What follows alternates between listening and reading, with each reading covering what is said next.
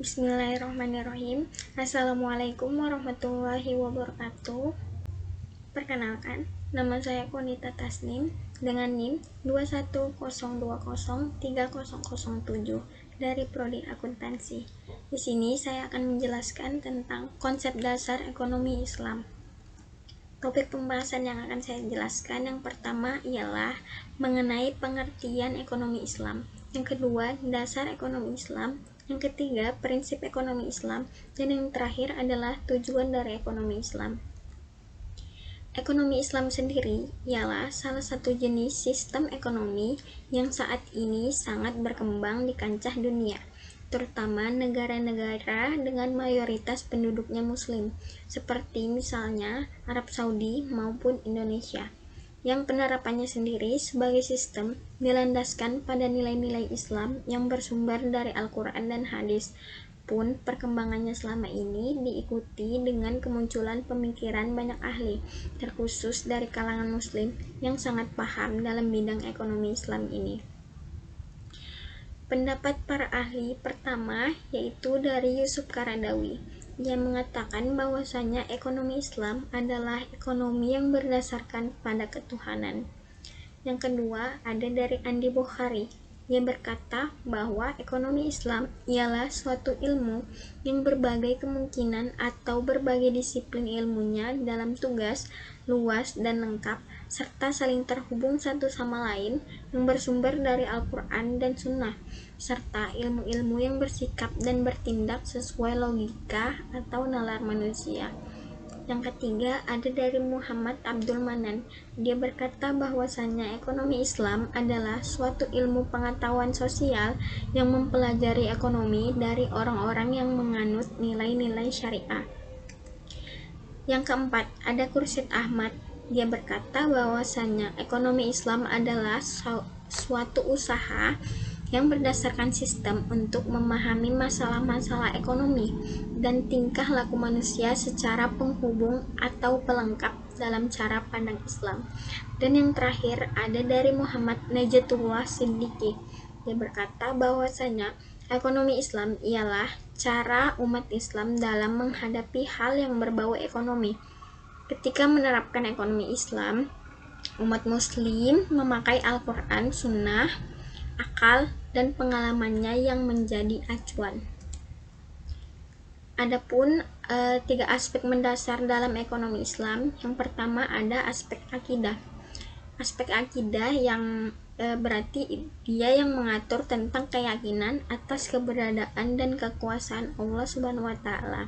Yang kedua ada aspek syariah yang mengatur tentang kehidupan seorang muslim, baik dalam bidang ibadah maupun bidang interaksi sosial yang sesuai dengan syariat Islam. Dan yang ketiga ada aspek akhlak, yaitu landasan perilaku dan kepribadian yang akan mencirikan dirinya sebagai seorang muslim yang taat berdasarkan syariah. Prinsip ekonomi Islam. 1.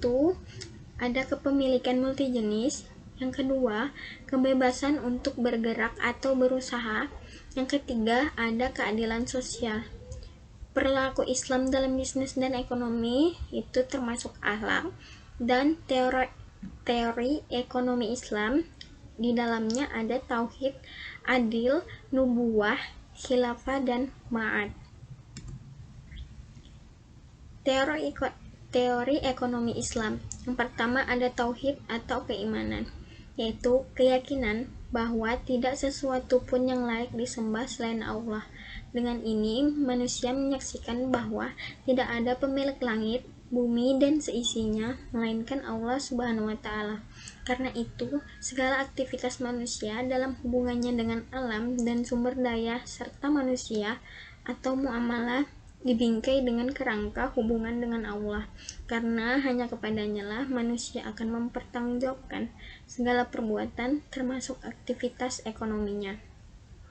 Yang kedua ada adil atau keadilan, yaitu suatu keadaan di mana terdapat kesamaan perlakuan di mata hukum, kesamaan hak kompensasi, hidup secara layak, menikmati pembangunan, dan tidak adanya pihak yang dirugikan, serta keseimbangan dalam setiap aspek kehidupan. Pelaku ekonomi tidak diperbolehkan mengejar keuntungan pribadi bila hal itu merugikan orang lain atau merusak alam. Untuk itu, harus diterapkan proses distribusi, produksi, dan sebagainya. Juga harus diwujudkan dalam mengalokasikan sejumlah hasil kegiatan ekonomi tertentu bagi orang yang tidak mampu memasuki pasar melalui zakat, infak, dan hibah. Yang ketiga ada nubuwah atau sifat kenabian, yaitu Allah mengutus para nabi dan rasul untuk menyampaikan petunjuk dari Allah kepada manusia tentang bagaimana hidup yang baik dan benar di dunia, dan mengajarkan jalan untuk kembali ke asal muasal segala sesuatu, yaitu Allah. Fungsinya sendiri ialah untuk menjadi acuan terbaik yang harus diteladani manusia agar mendapat keselamatan di dunia dan akhirat. Sifat-sifat utama Nabi yang harus diteladani dalam menjalankan aktivitas ekonomi diantaranya adalah sidik, amanah, tablik, dan fatonah. Yang keempat ada khilafah atau pemerintah, yaitu tanggung jawab sebagai pengganti utusan Allah di alam semesta. Konsepnya sendiri secara umum dapat didefinisikan sebagai amanah dan tanggung jawab manusia terhadap apa yang telah dikuasakan kepadanya dalam bentuk sikap dan perilaku manusia terhadap Allah, sesama, dan alam semesta. Suatu usaha pemilikan, pengelolaan, ataupun pemanfaatan sumber daya yang tidak benar akan bisa membuat kerusakan pada lingkungan, baik kerusakan yang berdampak langsung maupun yang baru akan dirasakan akibatnya setelah beberapa dekade kemudian.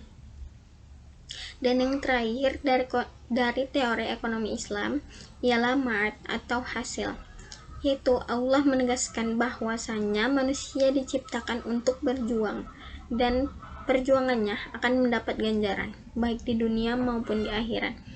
Perbuatan baik akan dibalas dengan kebaikan yang berlipat-lipat, sedangkan perbuatan jahat akan dibalas dengan hukuman yang setimpal. Karena itu, ma'ad juga diartikan sebagai imbalan atau ganjaran.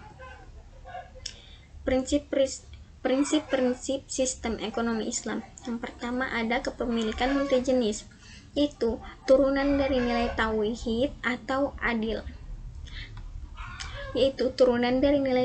dan adil. Nilai ini memiliki arti kepemilikan swasta atau pribadi yang tetap diakui. Akan tetapi, untuk menjamin adanya keadilan, maka cabang-cabang produksi yang strategis dapat dikuasai oleh negara. Yang kedua, ada kebebasan untuk bergerak atau berusaha. Ini merupakan turunan dari nilai nubuwah, adil, dan khilafah yang menciptakan mekanisme pasar dalam perekonomian, karena setiap individu bebas untuk bermuamalah. Pemerintah akan bertindak sebagai wasit yang adil dan mengawasi pelaku ekonomi, serta memastikan bahwa tidak terjadi kekacauan dalam pasar dan menjamin tidak dilanggarnya syariah. Dan yang terakhir ada keadilan sosial, yaitu turunan dari nilai khilafah dan ma'ad, memiliki arti bahwa pemerintah bertanggung jawab atas pemenuhan kebutuhan pokok dan terciptanya keseimbangan sosial sehingga tidak terjadi ketimpangan antara kaya dan yang miskin. 3 tujuan ekonomi Islam. Yang pertama, mewujudkan pertumbuhan ekonomi dalam negara. Yang kedua, mewujudkan kesejahteraan manusia. Yang ketiga, mewujudkan sistem distribusi kekayaan yang adil. Sekian, itu saja dari saya. Apabila banyak kekurangan, saya mohon maaf. Terima kasih. Wassalamualaikum warahmatullahi wabarakatuh.